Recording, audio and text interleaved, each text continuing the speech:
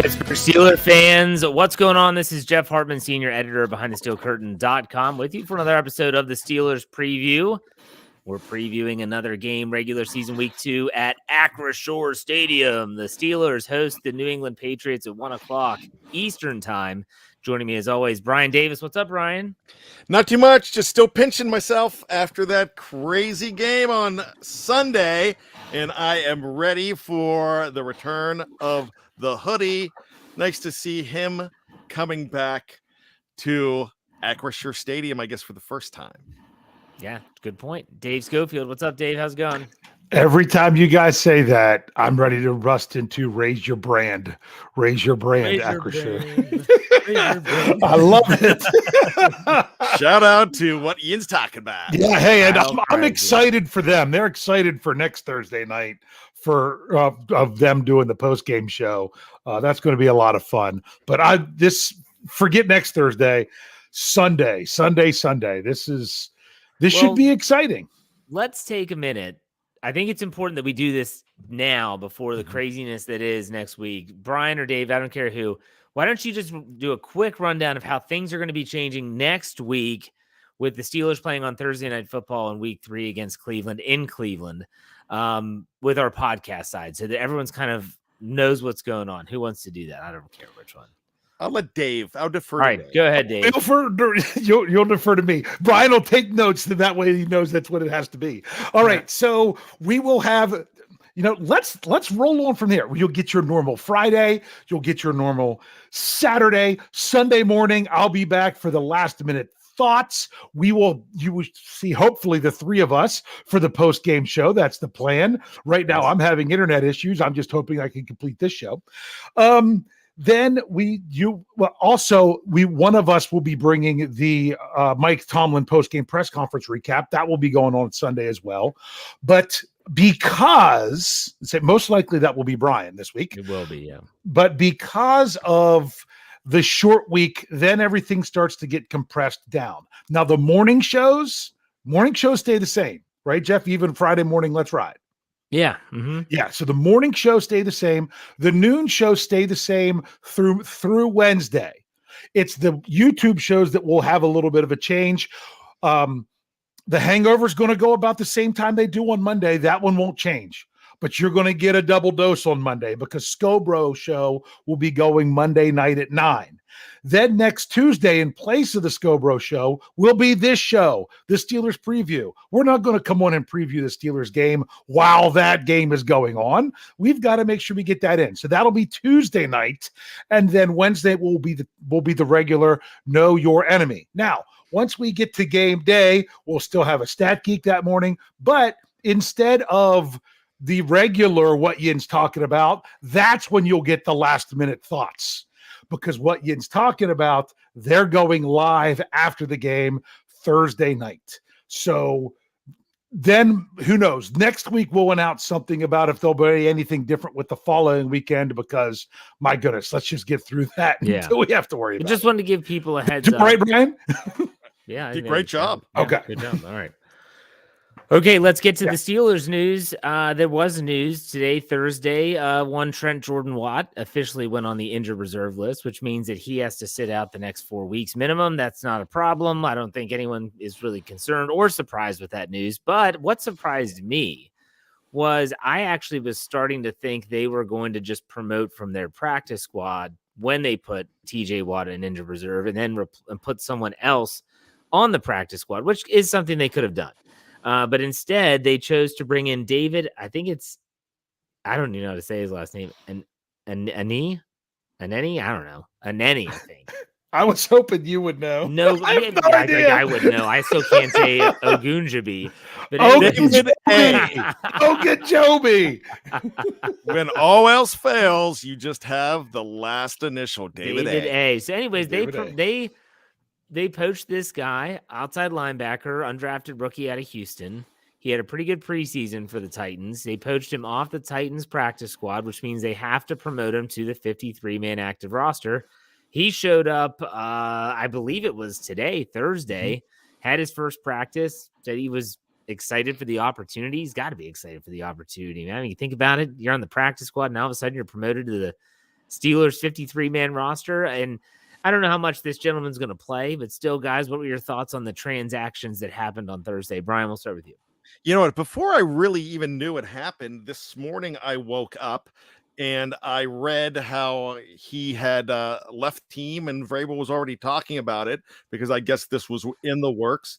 And Vrabel had a lot of good things to say about this guy. So there's a lot of interchanging between linebackers on Pittsburgh and Tennessee as of late, and it seems they go to Tennessee a lot quicker than they come to Pittsburgh. But I almost said it on the show a couple weeks ago when we were doing the cuts and we found out that Tuska got cut. I almost blurted out, "Oh, he's going to Tennessee," because everybody else goes there as a linebacker, and here he went. So with this guy being available, with David A being available, we're going to see it. You're not going to see them get a recycled name. You're going to get them a guy that's up. You're going to get a guy that's up and coming, and the Steelers do well with guys like that. So it seems like he's hungry. It seems like he has some heart. I'll take it. All right, Dave, what were your thoughts? Anything? Well, if they wanted this player, he had to go to the 53. They also signed, it was another A. Was it Anderson? Was the other earlier? player? That was earlier in the week. They signed the tight end and the linebacker. Yeah, the linebacker that they signed to the practice squad. Now you're probably wondering, okay, well, why that? Well, they couldn't get someone from someone else's practice squad unless they went on the 53. So the player that they were signing off the street, they could sign either place. So in order to add, if this was how you wanted to add two, this is what you had to do. Yeah. Also, you might think I'm crazy, but don't rule this out. If they feel like the practice squad player from Tennessee is not going to be really ready to go on Sunday, but they feel the player that they added to their own practice squad is, don't be shocked if they do a promotion from the practice squad for the week and then have the new guy inactive. That's still a possibility. You would say, well, that's crazy. Well, there's a little bit difference in pay, but that's why they have that money they carry into the season in order to do what's ultimately best. So just because one's on the 53 right now and one's on the practice squad doesn't mean that one's definitely going to play and the other one's definitely not. They could still move that around based on how practice works this week. Very good. Good point. So there you have it. Outside linebackers shuffling up a little bit. And then here we are Thursday going into Friday, which we know Friday is the final injury report and game status report day. We don't know what that'll be, but we do have the injury reports for both the Patriots and the Steelers. Dave should have that here. It's week 2. Yep. I figure we're getting into it. All right, Dave, go ahead. Yeah. Well, First thing I do want to say this, there's something with the Patriots injury report that wasn't exactly 100% accurate based on other reports.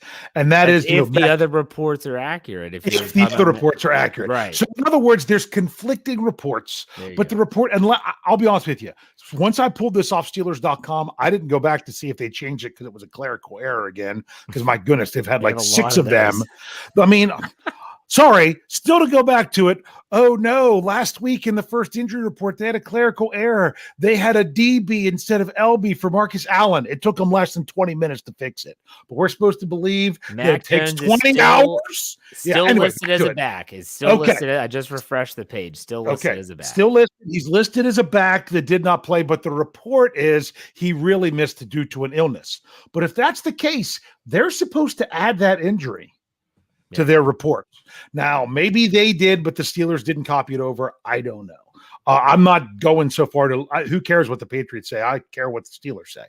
So we'll get to that one eventually. If you want to look at the Steelers, they had one new player today on the injury report.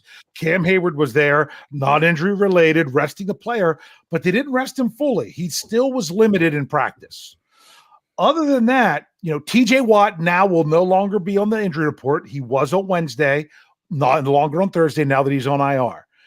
But Najee Harris moved from limited to full. Levi Wallace moved from limited to full. Robert Spillane was full, stayed full. Mason Cole was limited and stayed limited on Thursday. Now, he spoke after practice, says that he's fine, he's good to go. We'll see how that works out for Friday. Do you want to talk about that first or then go into the Patriots? Mason Cole's the only concern for me on the Steelers side. I mean, at this point, Brian, would you agree? Yeah, really. I mean, that's the only guy that I'm concerned about, because that's the guy that you seem like you have everybody that just has bruises, but they're expected to play. Yeah. I'll be honest. I'll be interesting to see if there's a game status for Najee Harris, even if he's full again tomorrow, that they might throw a questionable status on him. Just because he's practicing full doesn't mean that he's going 100%. That's what some Steeler fans are wondering. Or he might not have any injury status. I think tomorrow he'll be the key. People also need to remember they eliminated the probable tag. Yes. So if someone is on the cusp of maybe what a probable would have been, they can just list them as questionable. They have to be questionable. And they have no other option, just to keep that in mind. Go ahead. Yeah. Yeah. So then if we roll into the Patriots, theirs actually expanded from the day before, but Mac Jones, quarterback, did not practice. It says back, there was other reports that he was sick. Linebacker Jawan Bentley, toe was limited. Safety Joshua Bledsoe, groin limited. Tackle Trent Brown, ankle limited. Safety Adrian Phillips, ribs limited. Running back Pierre Strong Jr., shoulder limited. And cornerback Sean Wade, ankle limited. I will be honest with you. I don't know the players of the Patriots anymore. The Steelers haven't played them for 2 years. I don't even know if these guys are starters or if they're guys that would be inactive. I couldn't tell you. Their tackle being listed is interesting, especially because their offensive line is not their strength anyways. But I think the Mac Jones thing is really interesting, Dave. I noticed the same exact thing before you even brought it up. And I think back to week 1 when Deontay Johnson was battling the shoulder, and then all of a sudden he left practice with cramps. What did they do? They added cramps to the injury report because that's why he missed part of practice. So it's going to be interesting. Either way, I view Mac Jones, and that's the most important injury for me, at least. If anyone's ever had back spasms or has pulled their back, you just feel that yank in your lower back or wherever in your back. It hurts, and that thing could be a problem for a while. You could pass all the tests and the scans and all that stuff, but that doesn't mean you feel good. And Mac Jones is not a mobile quarterback anyways. Even if he was sick, even if he has a nasty cold or if he has flu-like symptoms or something like that, you got to wonder, is this guy going to be 100%? And so I have a question for Brian when we wrap this up about Mac Jones. But Dave, you wanted to say something. Go ahead. I went ahead and did it. According to the New England Patriots official website, he is listed with an illness. So Steelers are lazy. Steelers copy and paste. The copy and paste. Yeah. The copy. What was it? The copy paste component was the copy and paste component. Okay, Brian, what do you think about the injury report? Anything of note? Well, the whole Mac Jones thing to me is I'm hoping it plays, because Brian Hoyer plays. I don't care how old he is. I don't care that he's a journeyman. He's tough against the Steelers. That was my question. It was the Case Keenum effect. Yeah. The Case Keenum effect. Would you rather play Mac Jones than Brian Hoyer? Because when Baker Mayfield and Case Keenum were in Cleveland, we all said the same thing. I'd rather play Baker Mayfield than Case Keenum. So is that where you're leaning here, Brian? Absolutely. I want to see Mac Jones. You want to see a guy that got beat up last week in a game. And then if you throw an illness, man, I'm a big wimp. When I have an illness, I'm just like, I drag. And I'm not saying Mac Jones is as much of a wimp as I am. All I'm saying is that I know you just go out there and you're like, oh, it's hard. Not everybody's going to be Michael Jordan in the 1998 finals. Not everyone's going to go out with the flu and put 50 on you. So I just think the Steelers could just rear back and hurt this guy. I'm Not sorry, hurt I'm him, but I'm sorry, I'm laughing, Brian. I still remember. I think there was a time you hurt your hamstring. I think like it was. Were you was laying on the couch or you got up from the couch? You had to take like painkillers. Oh yeah, so I was like, "What did you do?" You're like, "I was just laying on the couch." I don't know. That happens a lot. Now that I'm on the wrong side of 50, it's happening more and more. Eastbound Oh and down. my. All right. Mhm. Mhm. Okay, so Can I say yeah, something go. about Mac Jones? What Sure, about yeah, because yeah. it then the Brian Hoyer thing? Case Keenum effect. Yes. Here's the difference with me. When I was like, oh yeah, I want Baker Mayfield. I don't want the backup. Mac Jones isn't as much as what I would call a quote unquote loose cannon, if you know what I mean with that. Does that make sense? Yeah. Like I always expected Baker Mayfield to take chances, and in the NFL, those chances not paying off. I don't think that Mac Jones is that same kind of quote unquote loose cannon of a quarterback because I don't think his head coach would allow him to be that. So therefore, it's not like, oh man, I always wanted Baker Mayfield to play because I thought he was good for more turnovers. I don't know that there's going to be one of those deals there as much as we have with the other Case Keenum effect in the past. Mac Jones just reminds me of a statue, like just a flipping statue back there. But hey, I know he can run. He's just not a runner. There's a difference. Okay, I want to ask you all a question. This has to do with an article that I wrote for the website this afternoon, and it was about ESPN. I was looking at ESPN Plus, and sometimes I'm just trying to get some ideas. And they had asked the question. I didn't realize this statistic that since the year 2000, either the Steelers, Patriots, one or the other, or both have been represented in the AFC playoffs every single year. I had no idea. It's incredible when you think about it. They predicted, that is Dan Graziano and Jeremy Fowler of ESPN predicted that streak will end this year. You all agree with that, or do you disagree? Yeah, we know where our hearts are, but I'm asking you to think outside the box. Brian, we'll start with you. Well, I said it a couple of weeks ago that I still expect the Steelers to be a 6th seed. I don't expect the Patriots to be there. But the one thing with the Patriots is the Bill Belichick factor is real. If you go ahead and listen to tomorrow's show of Here We Go, the Steelers show, Kevin kind of mentioned that these are like the late Chuck Noll years, like in the twilight of the Chuck Noll years in that career. And that's like for Bill Belichick is what you're saying. But Chuck Noll had some nice runs in an AFC championship game late in his career and stuff like that. And Bill Belichick is capable taking a bad team to the playoffs. So nothing would surprise me, but I think if I had to put money on one of these two teams to go, it would be the Steelers. But a lot of people are going to disagree with me based on the way the offense looked last week. But you can actually, there's some rust. If you go back to the 1990 season, the Steelers almost made the playoffs, but they didn't score a touchdown for the first 4 weeks of the season. Then Bubby finally caught fire, and they did well. So I can actually see that this is a Steelers team that might have some hiccups, but this could be a playoff team. So if I have to put my coin on it, I'm still gonna say the Steelers could be a 6th or 7th seed. Dave, what do you think about that? I think these two teams could very well be battling each other for a wild card spot at worst. Where they could both be teams in the mix. Brian talks about the Bill Belichick effect. Honestly, this is what a lot of Steelers Nation doesn't want to admit. The Steelers have the Mike Tomlin effect. Mm-hmm. They do. They really, really do. You can hashtag it all you want. It's the Mike Tomlin effect. And you think it's a problem only because you're too close to the situation to see the greatness of it. So getting there is something that these guys can do. Now you got to win when you get there.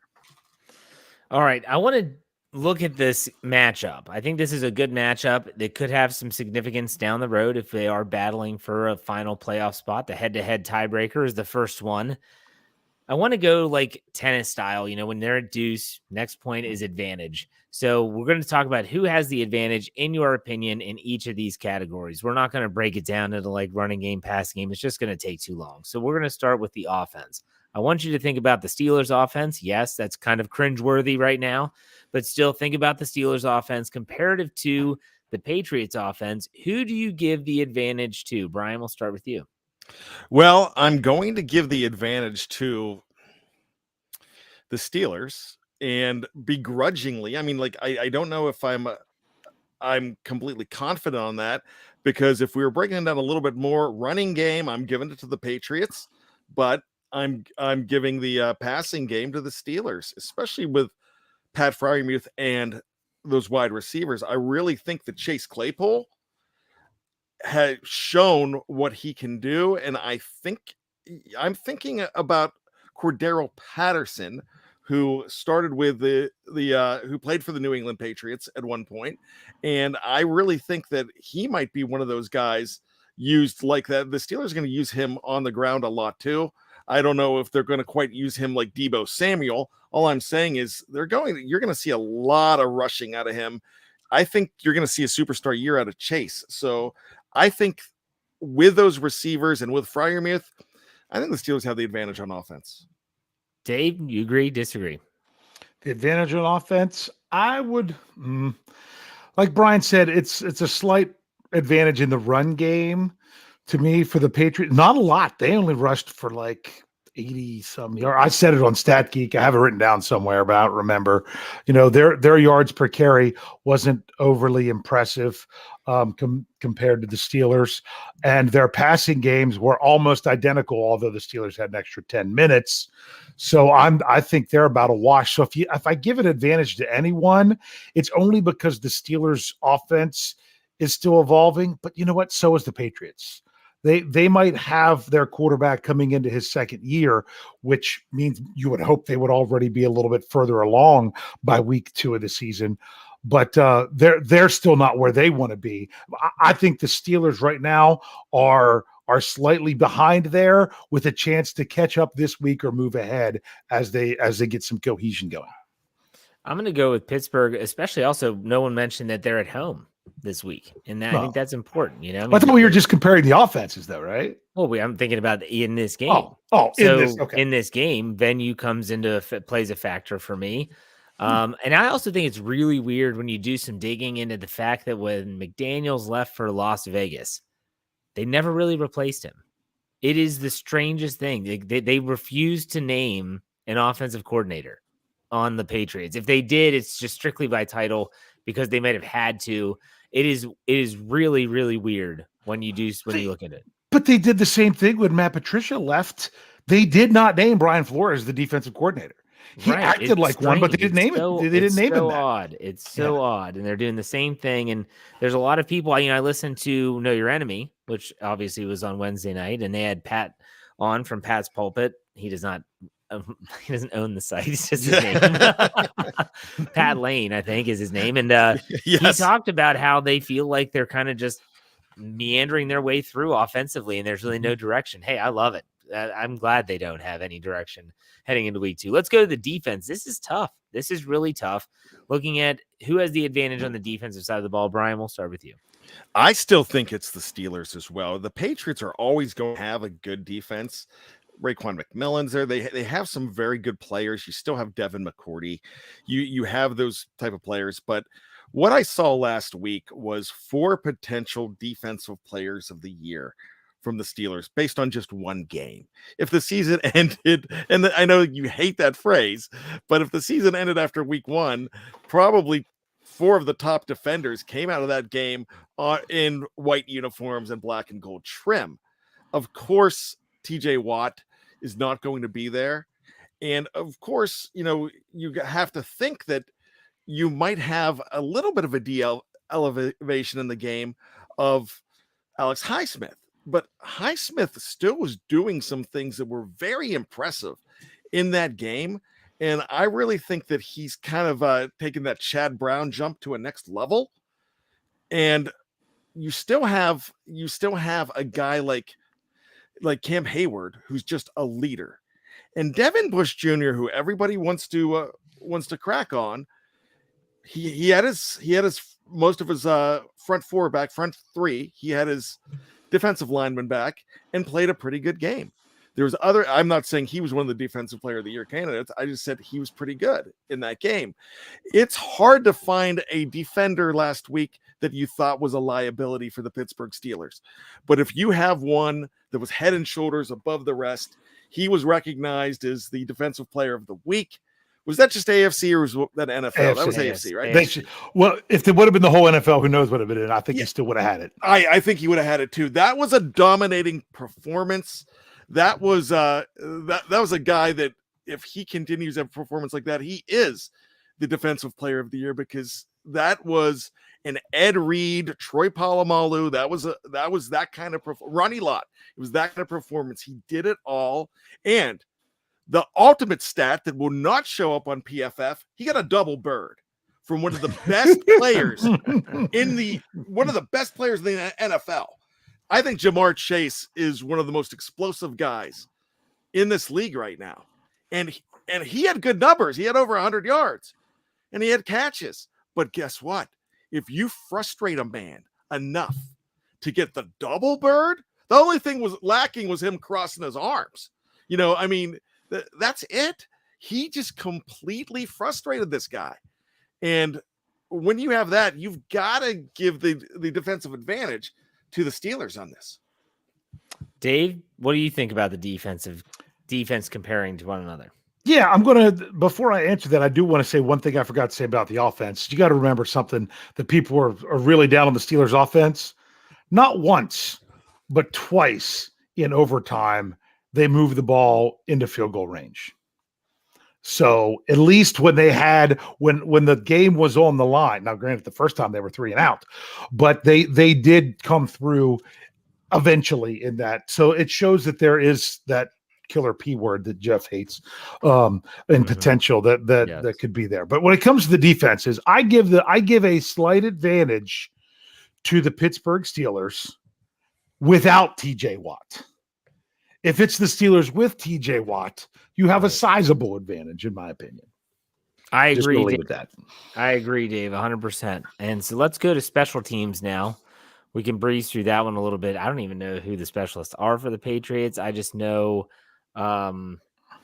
let's talk about it. Let's talk about everything from returners to kickers to holders to long snappers. Brian, what do you think?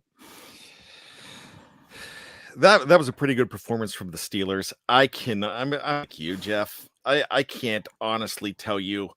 I mean, Matthew Slater's been there for 47 years, I think. And if he's still there, you still are going to have a good special teams. They've always had a good special teams over there. But I'd have to give it a push. Okay. Dave, you doing push as well? What for the special teams? Mm-hmm. I'm giving advantage Steelers because you got freaking Chris Boswell. I mean, no disrespect to Nick Folk, but he's not Chris Boswell, in my opinion.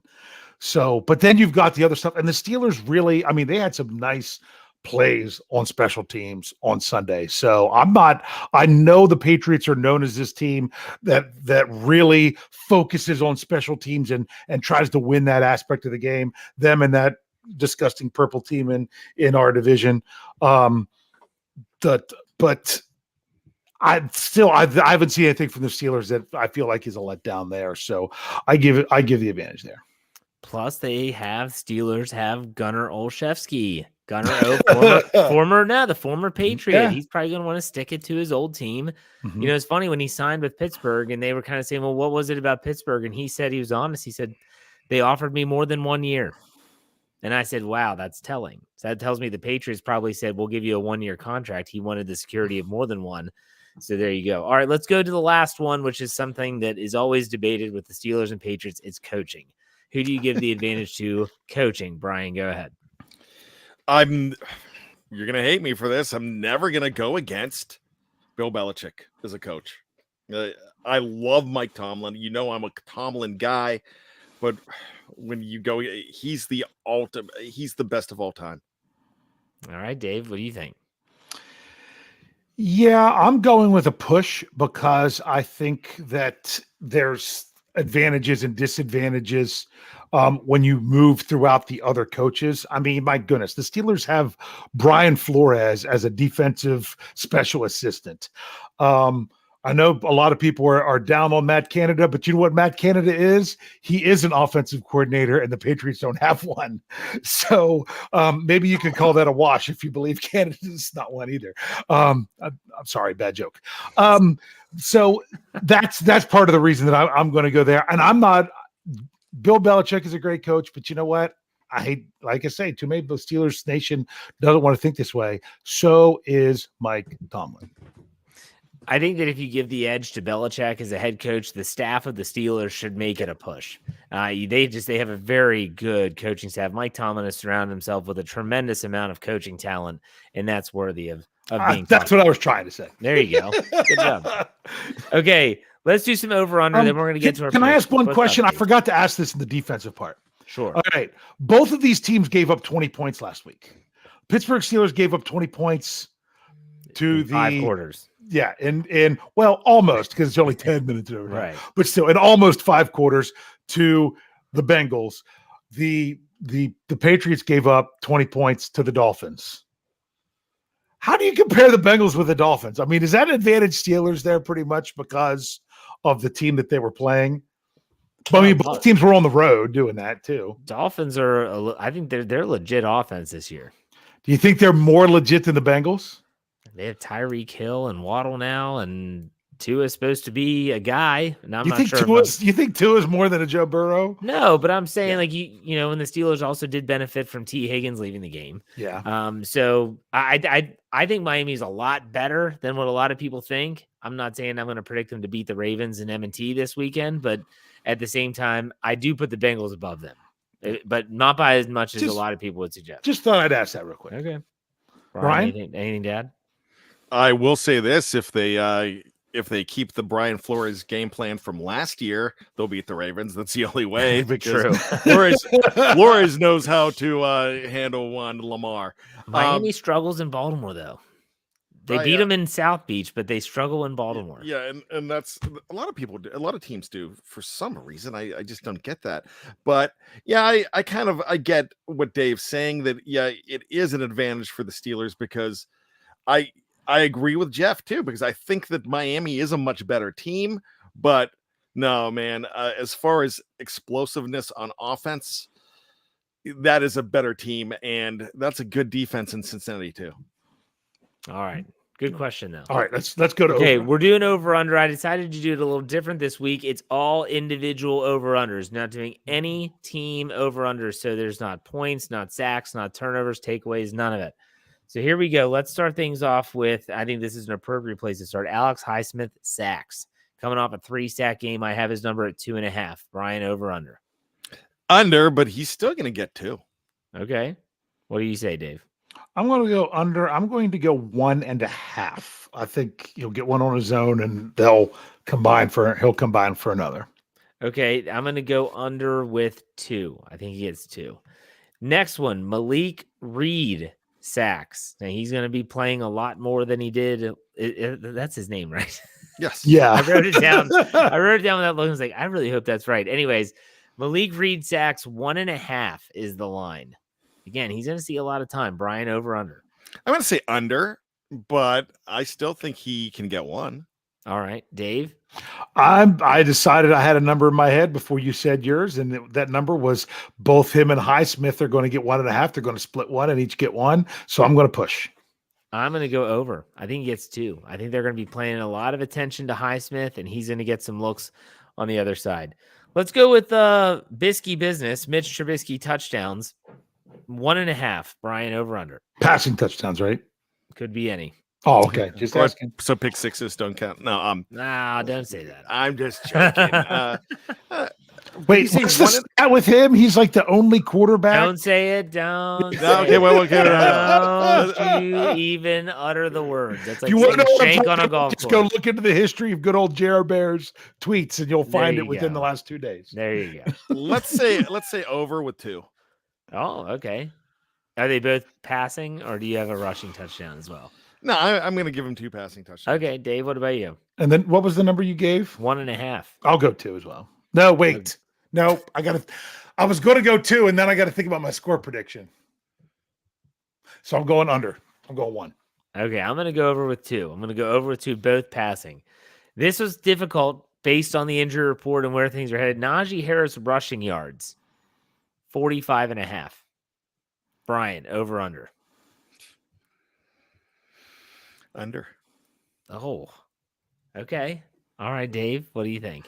You know what? I'm going to go under 2. I thought you Because were low. I only give them about a 65% chance that they decide that they're going to have him play if they don't feel that he's ready to go. Okay. I'm going to go over and say 50. That is not going to be by much. We'll put it that way. That's if he, hopefully he's healthy and plays. All right, next one, George Pickens yardage. So total yards for George Pickens, receiving yards. I should have prefaced that. 48 and a half. 48 and a half for one George Pickens. Brian, over under. I think they want to go to him. I think they're going to have more success this week at home. I think over. Okay, Dave. I am going under. I think he'll have more than he did last week, but I don't know that they're ready to. I know. Well, remember, Juju Smith-Schuster in his first game as a rookie with the Steelers had 0. Okay. You know, his first reception with the Steelers was a touchdown, and it was on one of those inside shovel passes. So I still think that, but being a rookie, I don't see the big explosion until maybe weeks 3 or 4. So I still think it's going to be easing it in a little bit more. I'm going to go with over just because I feel like if they connect on a couple, 15, 20-yard passes, I mean, it doesn't have to be a deep shot. He could easily go over 48 and a half. So I'm going to go with over. Maybe it's wishful thinking. Last one, Pat Freiermuth touchdown catches 1.5. Over under, Brian. Over. He's getting 2. Nice, Dave. I only have Trubisky throwing 1, so I can't go over that. But I think the 1 will be to Freiermuth. Okay, I'm going under with 1. So we'll see how those individual, like those props, those over-unders work. Let's talk about the spread and give our predictions. Dave, what is the current spread for this game on Sunday? All right. Well, I had it up here. I'm refreshing it because I want it to be the most up to date. The Pittsburgh Steelers are currently 2-point underdogs. Is that on Sunday? Kings? This is DraftKings. Yep. Really? Wow. What? Yep. Remember they ruled out TJ Watt. So Well, but it was 1.5 earlier today when I was looking for my parlay for the Let's Ride podcast. It was 2 when I made my picks this afternoon for Tally Site, which uses DraftKings. And the over-under is 40.5. That changed because that was 40 earlier. All right, Brian, time for your prediction. What's your score prediction? How do you see it shaking out? So I've been going over this quite a bit, and I am going to say it is going to be a final. So the Steelers are going to win it. It's going to be a final score of 30-19. Oh my gosh, that would be awesome. And I almost said 26. I almost said 27. I want to give them 3 touchdowns. I'm thinking that there will be a rushing touchdown in this game, and I'm thinking there's going to be 2 passing touchdowns, and there's going to be a good bit of field goals. So I don't think that the Patriots are who they have been before. They still have the potential for danger, and I know that the defense is going to give up 1 touchdown in this game, but they're going to give up a lot of field goals. And if you could hold a team to 4 field goals, that's not that bad. 4 field goals and a touchdown, you can win a game as long as your offense is getting off. I think this offense has grown a little bit from last week, and I think they're going to be ready to go. All right, there you go. Dave, what's your prediction? You've probably been dreaming about this for 6 months. No, but I have. What do I do? I overthink things. Okay. I want to remind people of something. Okay. We've talked about the shirtless Brian watching games. We have various different things we do. I wear the same jersey. I wear the same socks. I have the same get up and everything with the games. I want to remind fans something. Okay. Are you ready? What we do has absolutely no bearing on what the Steelers do.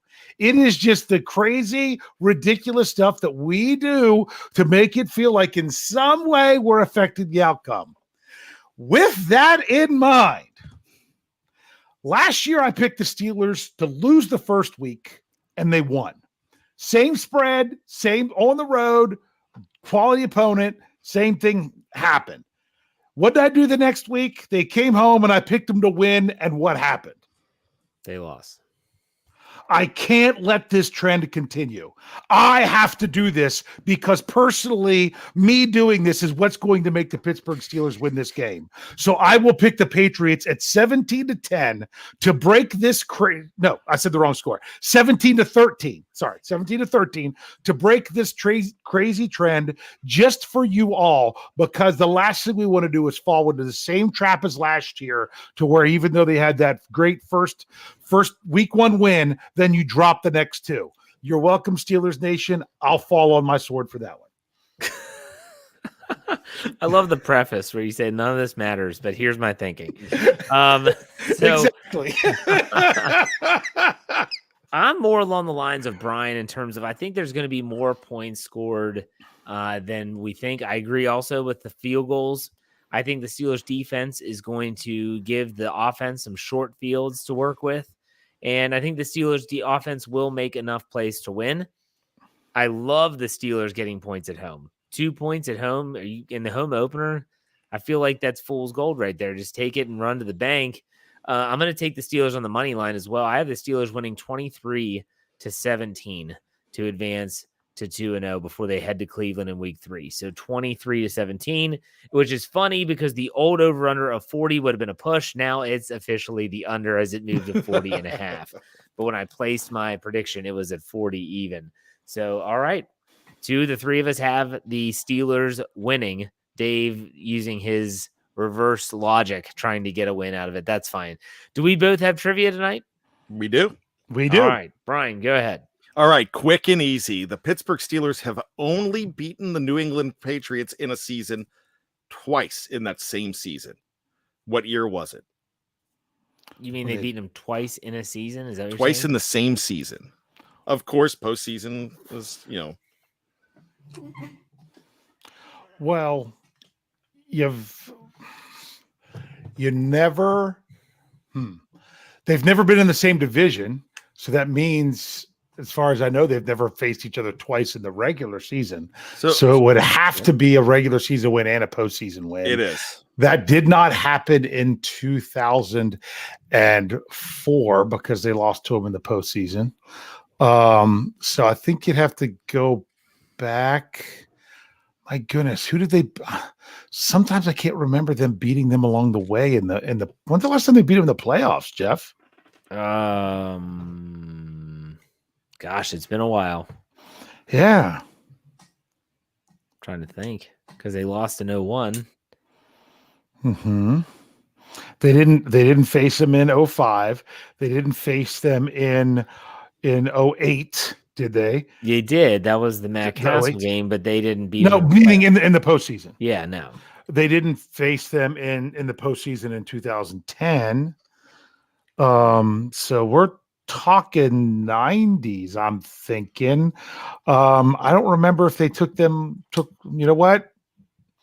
I'll just go 95. I have no idea if they faced them in the postseason on the way to the Super Bowl. I don't think they did. I remember the Colts there more than anything, but if it's before that, I'm not going to remember all their games along the way. That's where I am. What is it, Brian? It's actually 1997. 7. Okay. Now, in December, I believe it was like December 13th, right around there, Tony and I talk about this game a lot. One of my favorite all-time games. They were in New England in the snow. They needed to win that game. Kevin Henry had a late interception. And just this weird interception of Bledsoe late in the game.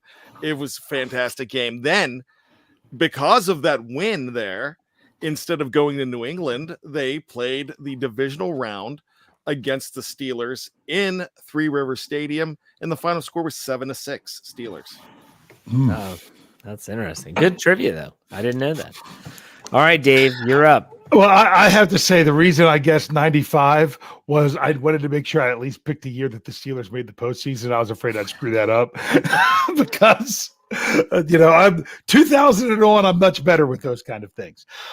All right. This may be a repeat question. I can't remember. So maybe you guys can't remember either. But this was inspired by two fellas who just so happened to be the last show on our network before this one, meaning on the audio side.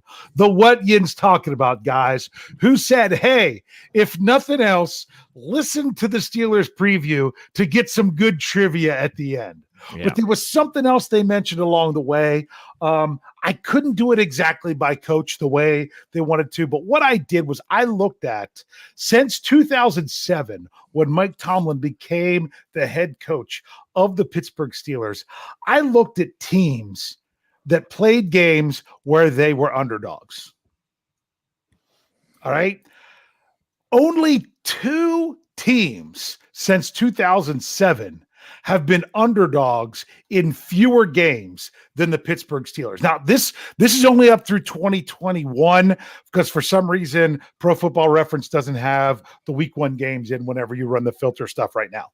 So this is only through last season. Who were the 2 teams that have been underdogs less times than the Steelers since 2007? I don't think this is very difficult. I'm going to say New England. New England Patriots, less the Steelers are at 70. The Patriots are at 33. Jeez. Half as many as the second place team, who's at 66, which is the other team for you guys to guess. The Kansas City? Okay. Jeff says the Colts and Brian says Kansas City. The Colts are actually 10th. And Kansas City is 11th, where the Steelers, are 3rd. What about the Ravens? Just where do they fall? The Ravens are 5th. Ooh, I'm in the right direction. Yeah. So you're getting close. Huh. And this is an AFC. This is an AFC team? No. Okay. This is the NFL. Oh, the entire NFL. The Packers. That it would be the Green Bay Packers have been underdogs less times than the Pittsburgh Steelers. There is another NFC team that is only 1 game behind the Steelers at the end of last season in the number of times they've been underdogs. The Steelers have been 70. This team was 71. Any idea who the only team between Pittsburgh and Baltimore? Philly. No, Philly actually isn't that far back. They're 7th. But it's not Philly. Seattle? I was thinking Seattle next. Seattle. Seattle has 2 losses. No, Seattle is 9th.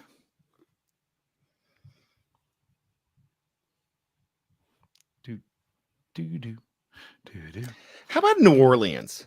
It would be the New Orleans Saints. There you go. I'm trying to think of 71. Okay. There you go. I still got 2 more follow-up questions. Who are the 2 teams you think who have since 2007 have been underdogs the most? There's a tie with 178 games being an underdog. That's who I was going to say. No, it's not Detroit. Believe it or not, because I know Detroit's favored for the first time in 2 years. But it's not Detroit. Jacksonville? It is Jacksonville. Arizona? I don't know why I'm thinking Arizona. I was thinking Arizona. I like Arizona. It.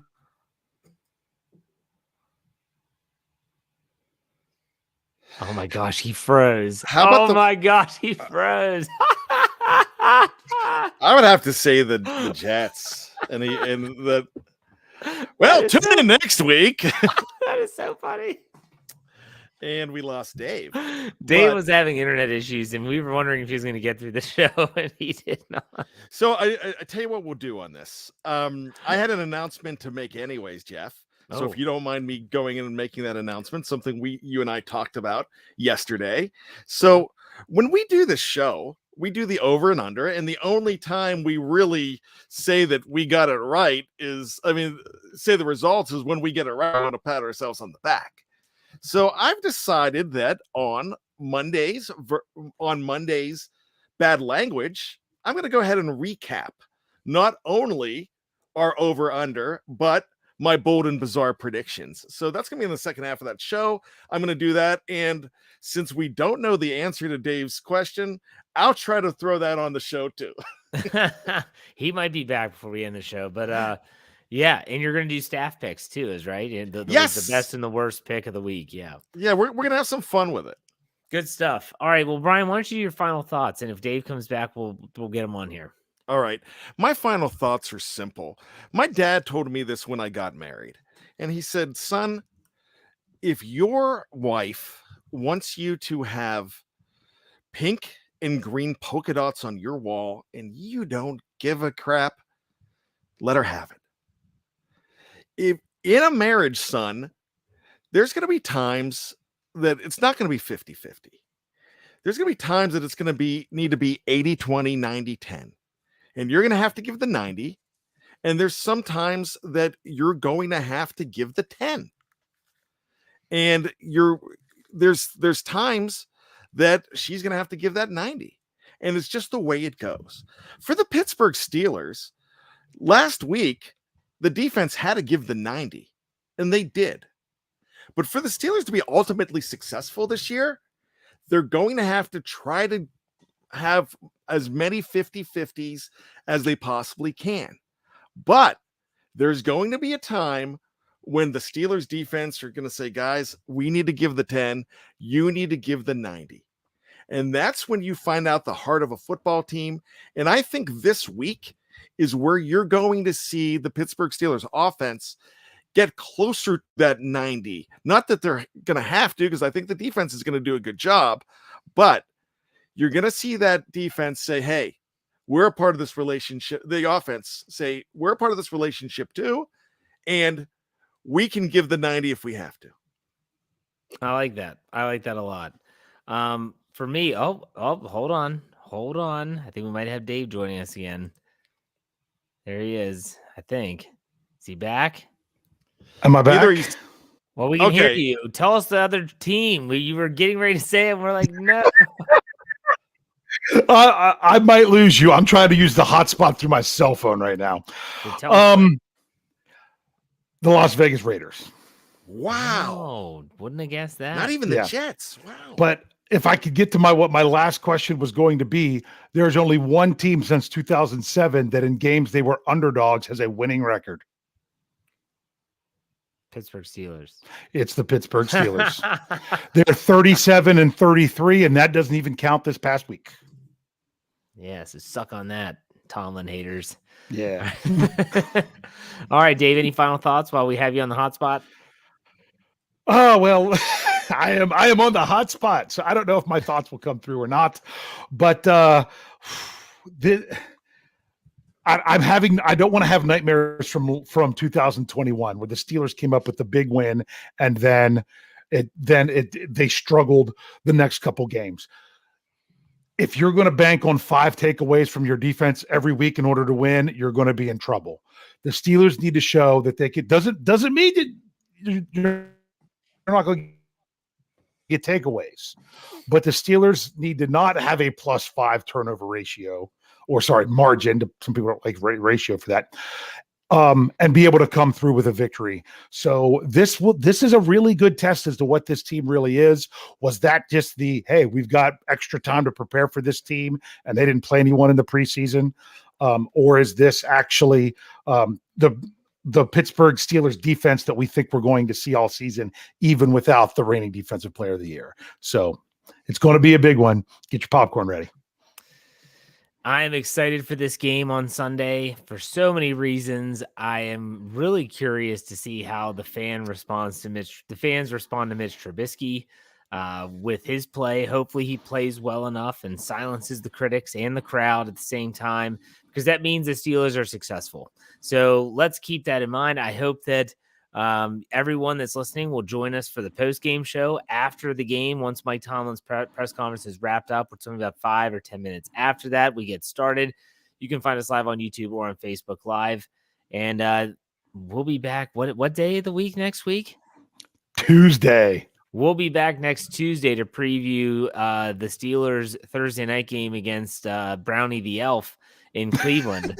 So make sure you check us out. Dave, why don't you send us out? Hey. We'll see you next week.